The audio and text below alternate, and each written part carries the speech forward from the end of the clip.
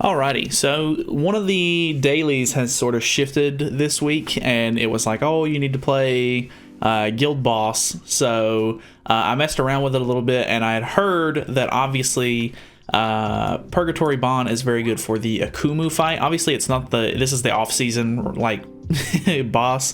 Currently, it is on whatever this guy's name is. I can't remember, Belgius or something like that. So it's not on season by any chance. But I thought it was really interesting, and when I tried it, I was very, very surprised at how well he actually just destroys this boss. So I had a little bit of trouble getting the second phase down just because I was having to worry about a lot of buildup. So I wanted to put Gother on the team, but obviously Gother doesn't work with Arthur's passive.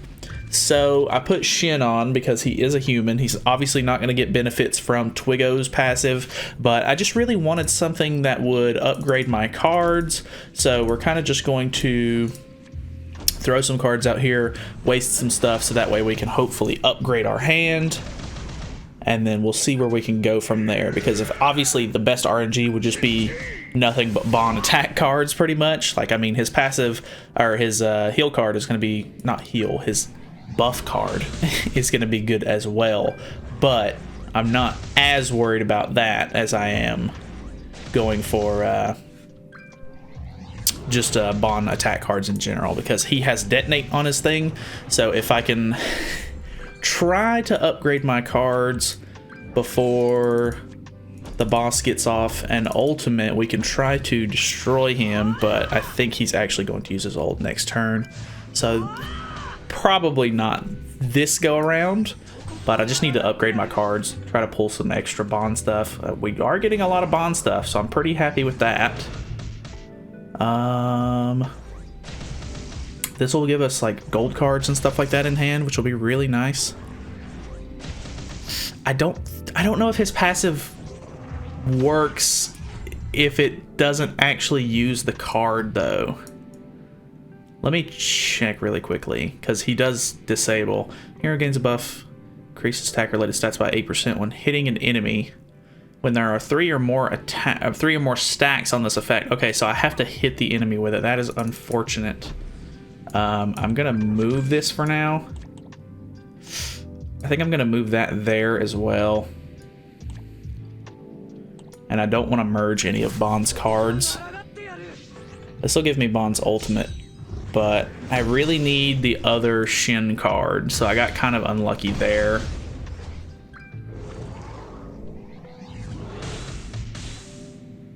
Which I may be able to push phase here, depending. Like, I could just merge these, push phase.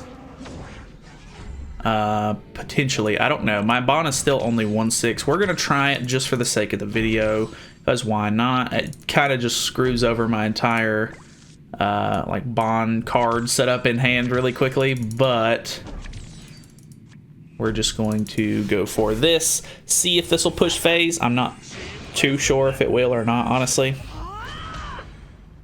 I actually kind of don't think it's going to.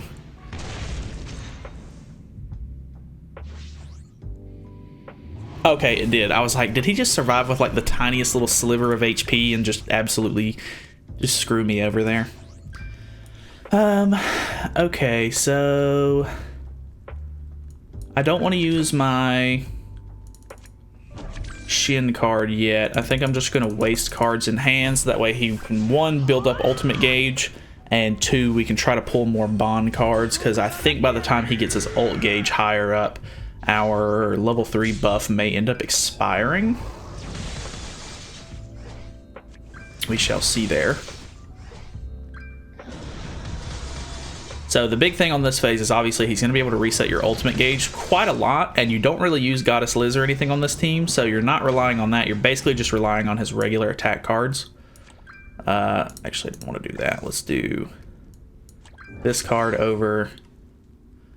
I mean, we have this card in hand. I would like to try to pull a...